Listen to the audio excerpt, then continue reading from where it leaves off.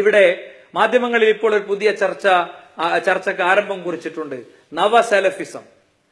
നവസെലഫിസം എന്നൊരു പുതിയ ടെർമിനോളജി ബോധപൂർവം ആരൊക്കെയോ ക്രിയേറ്റ് ചെയ്തുകൊണ്ടിരിക്കുന്നു. CP സലീം സാഹിബ്, എന്താണ് നവസെലഫിസം? എന്താണ് അതിന്റെ പിന്നിലെ ഒളിയ അജണ്ടകൾ? ഒന്ന്, സെലഫി എന്ന വാക്കിനെ കുറിച്ച് നമ്മൾ ശരിയായി ഒന്ന് പഠിക്കേണ്ടതുണ്ട്. വിശുദ്ധ ഖുർആനും നബി കരീം സല്ലല്ലാഹു അലൈഹി വസല്ലമയുടെ ചര്യയുമാണ് ഇസ്ലാമിന്റെ അടിസ്ഥാന പ്രമാണങ്ങൾ.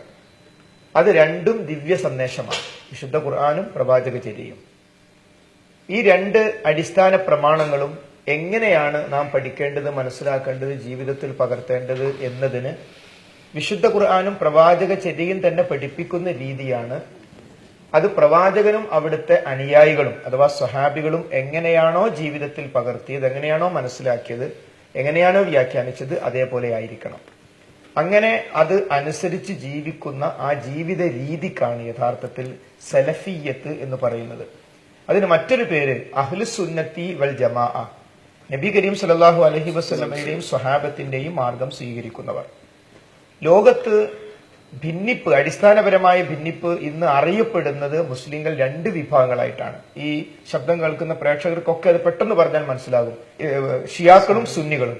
ഈ സുന്നികൾക്ക് മൊത്തത്തിൽ പറയുന്ന പേരാണ് സലഫികൾ അല്ലെങ്കിൽ അഹ്ലുസുന്നത്തി വൽ ജമാഅ എന്നത്.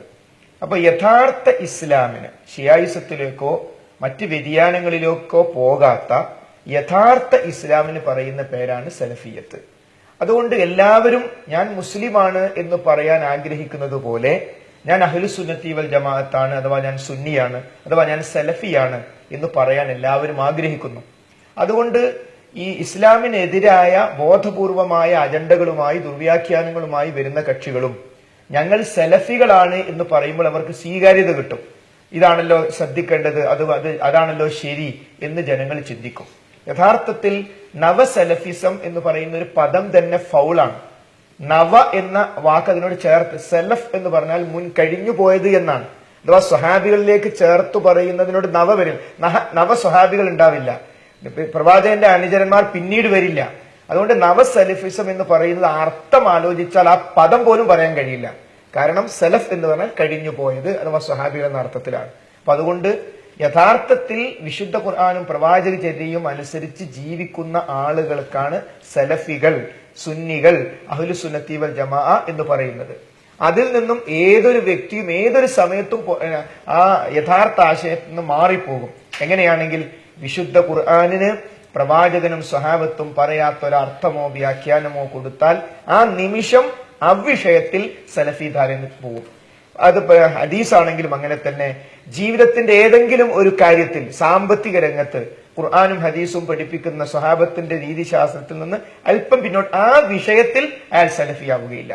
അപ്പൊ അതുകൊണ്ട് അത് യഥാർത്ഥത്തിൽ ഒരു കക്ഷിയുടെ പേരല്ല, ഒരു പാർട്ടിയുടെ പേരല്ല, അതൊരു രീതിശാസ്ത്രത്തിന്റെ ഒരു മെത്തഡോളജിയുടെ പേരാണ്. ലോകത്ത് ഭൂരിപക്ഷം ആളുകളും ഞങ്ങൾ സലഫികളാണ് അഥവാ അഹ്ലുസുന്നത്തി വൽ ജമാഅയാണ് അഥവാ സുന്നികളാണ് എന്ന് പറയുന്നവരാണുള്ളത്.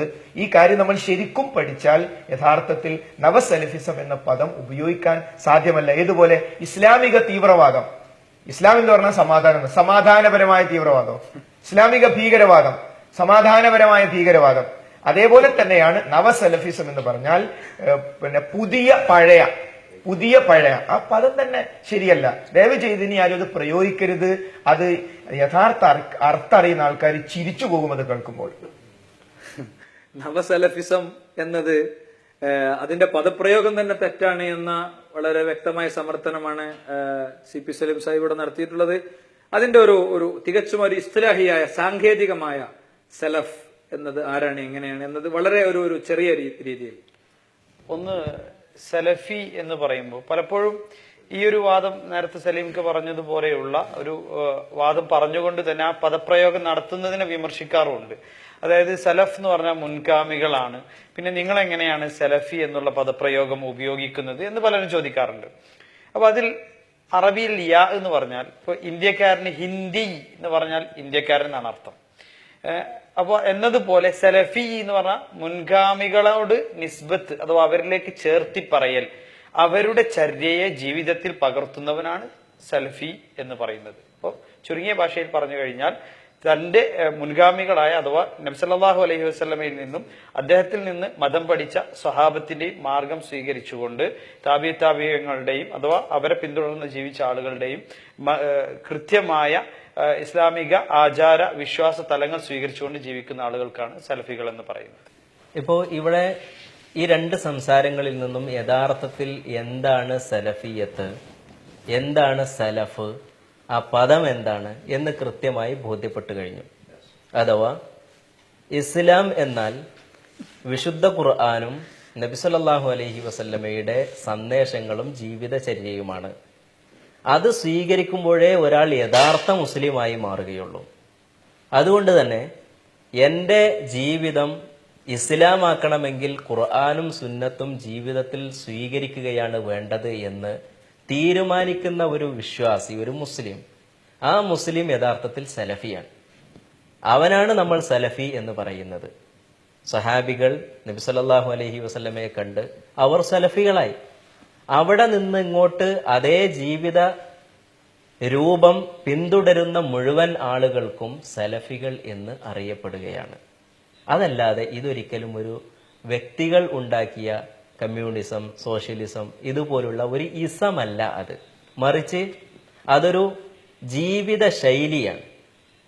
അഥവാ എൻ്റെ ജീവിതം ഞാൻ പ്രവാചകന്റെ ജീവിതമാക്കി മാറ്റുന്നു, എൻ്റെ ജീവിതം ഞാൻ ഖുർആന്റെ പതിപ്പാക്കി മാറ്റുന്നു എന്ന ഒരു തീരുമാനമാണ് യഥാർത്ഥത്തിൽ സലഫിയത്ത്.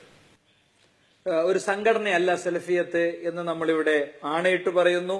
ഒരുപക്ഷെ ജീവിതത്തിൽ ഓരോരുത്തരുടെയും ഈ ഒരു അവസ്ഥക്ക് വ്യത്യാസങ്ങളുണ്ടാകും.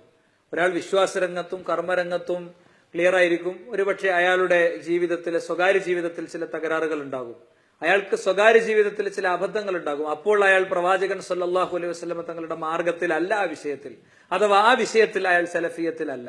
ഒരാൾ ചിലപ്പോൾ അയൽപ്പക്കക്കാരനുമായി കലഹത്തിലായിരിക്കും. അപ്പോൾ അയാൾ ആ വിഷയത്തിൽ സലഫിയത്തിലല്ല, അയാൾ സലഫി അല്ല ആ വിഷയത്തിൽ. പൊതുവെ അഖീദ സ്വീകരിക്കുകയും വിശ്വാസങ്ങൾ പ്രവാചകൻ സല്ലല്ലാഹു അലൈഹി വസല്ലമ തങ്ങൾ പഠിപ്പിച്ച ആശയധാരയുടെ അടിസ്ഥാനങ്ങൾ സ്വീകരിക്കുന്നവരെ പൊതുവായി നമ്മൾ പറയുമ്പോഴും ഇത്തരം കാര്യങ്ങൾ, ഇസ്ലാമിന്റെ ചിഹ്നങ്ങൾ സ്വീകരിക്കുന്നിടത്ത് ചില ആളുകൾ പിശുക്കന്മാരായിരിക്കും. സാമ്പത്തിക കാര്യങ്ങളിൽ അവർക്ക് അബദ്ധങ്ങൾ ഉണ്ടായിരിക്കും. ആ വിഷയത്തിൽ അയാളുടെ സലഫിയത്ത് അഥവാ സലഫി ആശയധാരയുമായി ചേർന്നുള്ള യാത്രയിൽ അയാൾക്ക് തീർച്ചയായും തിരുത്തുകൾ ആവശ്യമുണ്ടാകും. അതുകൊണ്ട് തന്നെ ഇതൊരു സംഘടനയല്ല,